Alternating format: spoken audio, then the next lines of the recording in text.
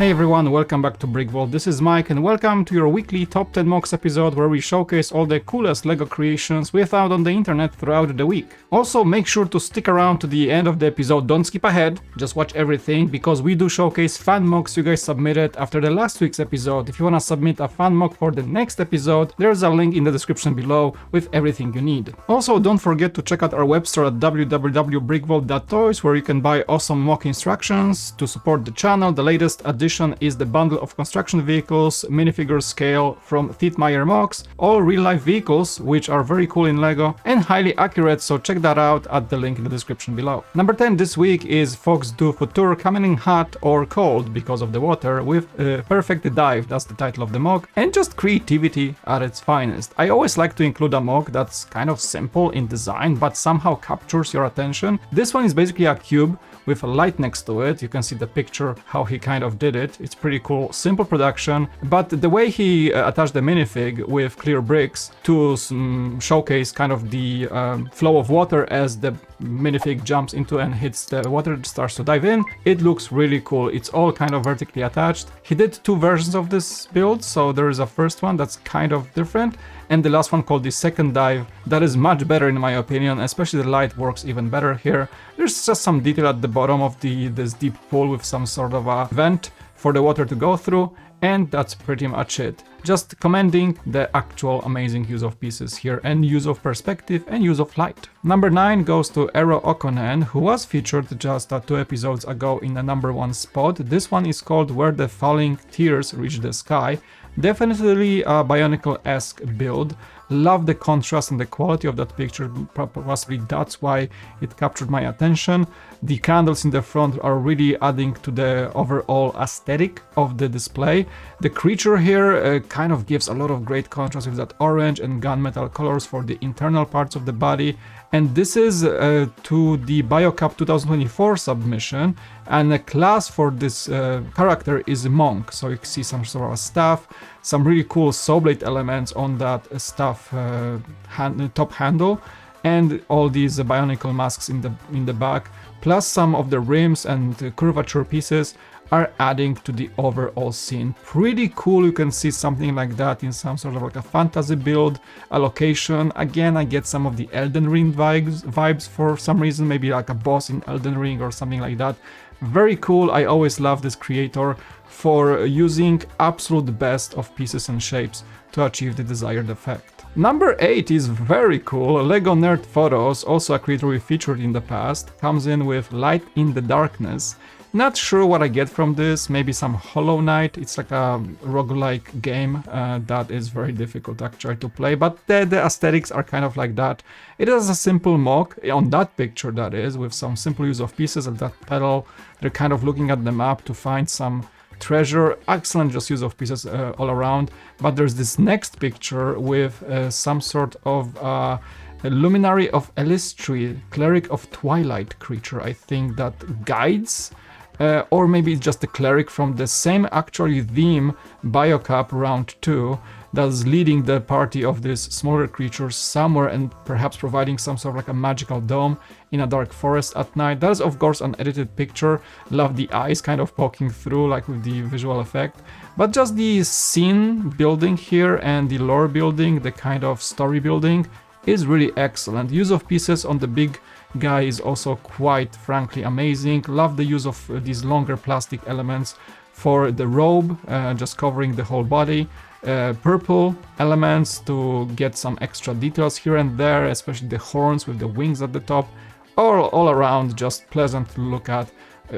Definitely an eye capture. You might even see it in the thumbnail. Up to number 7 we have VelociJACKtor with Godzilla from 2004, the king of the monsters. Another one of those Bionicle-esque builds, I would say, with lots of pieces from that theme, but I think there's also quite a few of Technic usages here. Love especially the spikes on Godzilla in the back. That is like a mix of Nexonite's shield and that single like modified 1x1 stud with a handle sticking out. Nexonite's shields in 2 different colors, 2 different shades of gray, creating that effect. Really eye-catchy, I would say. The tail is built magnificently as well, the legs, the claws, the head I'm not sure what is the piece used for the eye. I think that's one of those like kind of bulbs that is used on emergency vehicles in the city. Maybe that's one of them. Maybe there's some Photoshop effect for the glow, but nevertheless it looks awesome. The jaw I think is one of the dinosaurs from the Jurassic Park line, has to be in that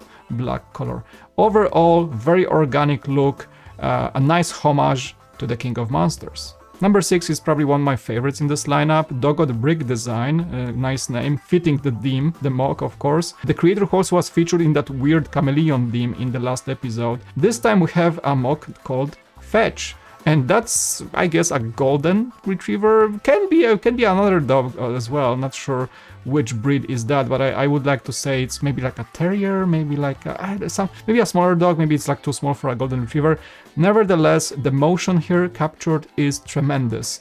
The stand is simple with just clear bricks, but you know, the pose and everything and the dog's fur, mix of studded and non-studded areas just works so heckin' well. The ball in his mouth is just amazing. Squished a little bit, the dog is happy just squishing the ball, and just so much expression shown in this smoke, so much of motion, like velocity, expression, the tail being happy, all those kinds of things all at once.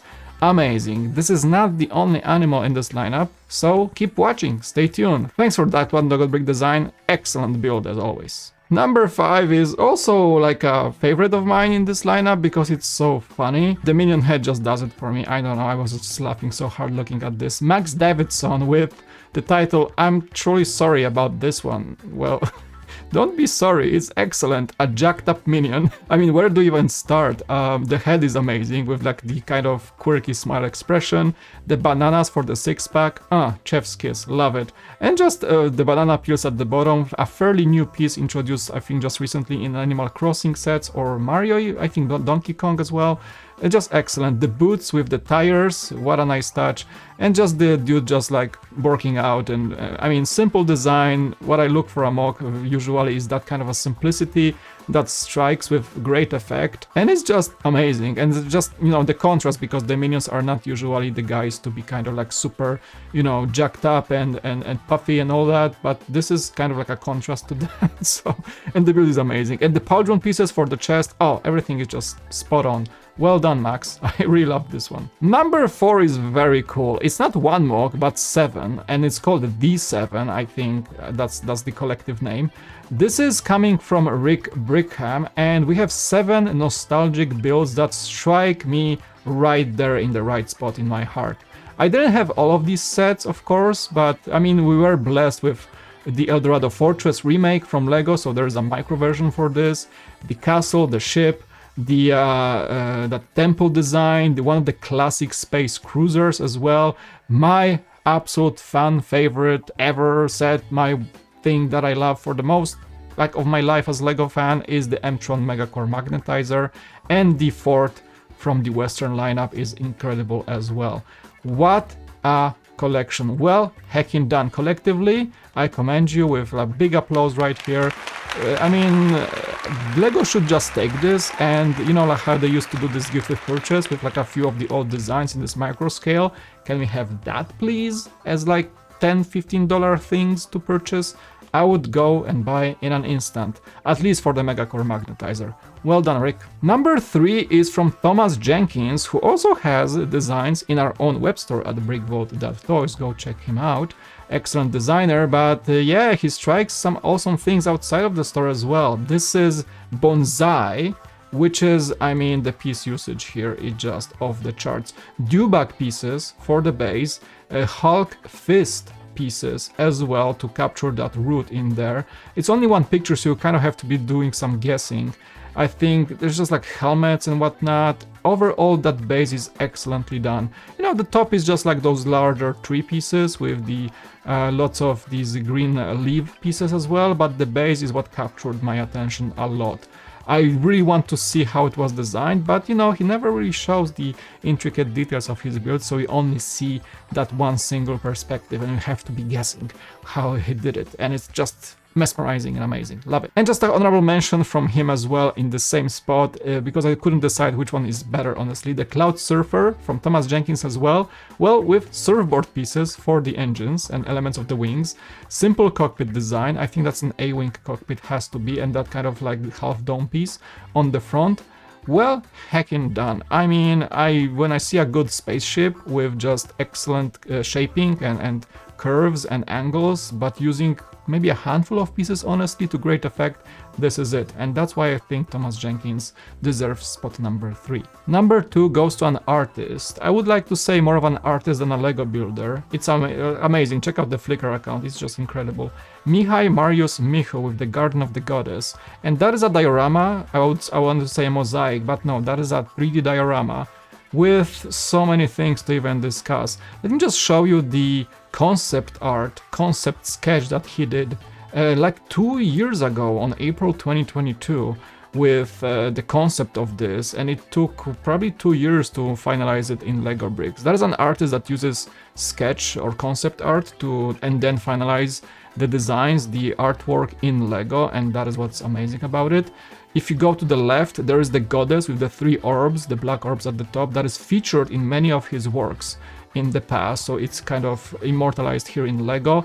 Then that staircase to the tree leading up with some chimes, the wind chimes along the way, just like the foliage work here and the shaping work for the stone is incredible as well. That creek as well in the middle just strikes so many good feelings about, you know, how well it is done.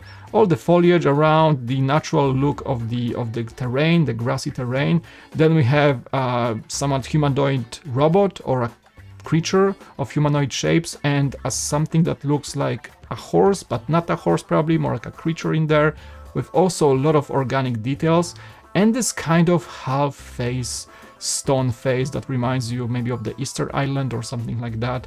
In there, that adds to the kind of art, and you have to kind of understand and question what this is about and like what's the message behind this.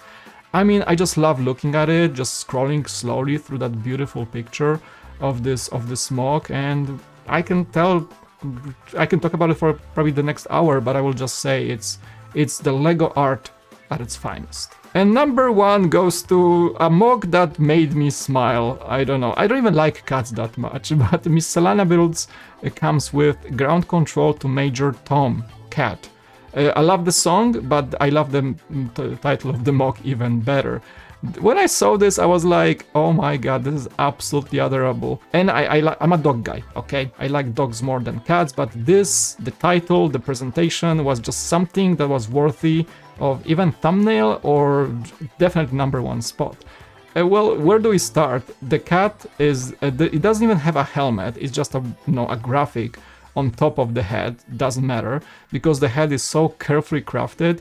Those eyes, are these from, which set was it? Let me know in the comment section. I know these eyes are from the porg, no, not the porg. One of these like larger creatures that Lego has made as a set. What else? There is just, I think, maybe Bionicle pieces to shape the around the whiskers, and the mouth is so expressive, and just overall like the cleanliness, no gaps. Then there's the suit that looks like a bit of a rebel pilot, but not. I think I spot an Overwatch piece there in the back with the logo, the feet with the kind of the rubbery hoses for his boots, and then those wide barrels as the legs of the suit and the arms of the suit. I mean, there is just so much to unpack here. Really well done. The tail is just, it's perfect. It's just a perfect suit for a cartoony looking space cat. Major Tomcat stole my heart for the number 1 spot, and I hope it did yours as well. And as always, we have way too many MOCs to just slam into the top 10 list, so I like to make honorable mentions. This one here is Fabrice Larcheveque. I hope I did say that right. It's a French name, it's very hard to pronounce. Sorry about that in advance. That's a Ferrari F40 V12, an 8-stud MOC based off the Speed Champions. Miscellanabuilds that did that amazing cat comes with Bianca the Springstress. Similar build from New Montag called It's My Labor to Enchant You, Won't You Smile For Me? Lovely name and lovely title and lovely MOC overall. Artisan comes with Crystal Caves of Ilum, a Jedi inspired MOC with a really cool robot at the top. JP30 comes with robots from the black hole from the 1979 sci-fi movie, very cool. Dwalin Forkbird comes with Huda Rock, a fantasy location. Duncan Lindboe strike a chord in my heart with this Aquanaut Sea Crane Heavy Lift sub, one of my favorite themes from the past. And same goes for It's the Jong with Stingray's Crabot, also inspired by Aquanauts. Clement comes with a tribute to Yoshi's Island, a very beautiful 3D mosaic. And Talego has his troll warship Dragon, as seems like his first mock uploaded to Flickr, well done. Martin with bricks with Lego Classic Space Landspeeder, reminds me of the one from the Solo movie. Nate makes MOCs with Bon Shepherd, a chilling build for sure, love the use of Bionicle pieces for that cape at the top. MC Tang, very on time with the Lego Inside Out theme, the second movie is striking quite a few numbers in the box office. And Damien Labrousse comes with the Shark Fighter, which is an awesome rendition of a concept art from another artist. Well done. And now it is the time you've been waiting for, the fan MOCs. Thank you all for the submissions. 33 submissions for the first episode. Yikesies. I had to kind of rename a few of them, so if you guys could take the time for the next submission to make sure your file names are correct. I did not disqualify anyone this time, but if it keeps happening, if it keeps adding more to my, already busy schedule, then I'm gonna have to disqualify some MOCs if you don't follow the rules. So please follow the rules. If you click on the link below to submit your fan MOC, it's clearly written out. I hope it's not too much text to read through, but it's clearly, you have to kind of agree to some of the requirements, and then you can submit your MOCs. Just to be clear, as many MOCs as you want, as long as it's only 5 pictures per person per episode. So thank you, don't submit multiples, because I will see it, and I can disqualify those. Alright, enjoy the fan MOCs. Thanks for watching.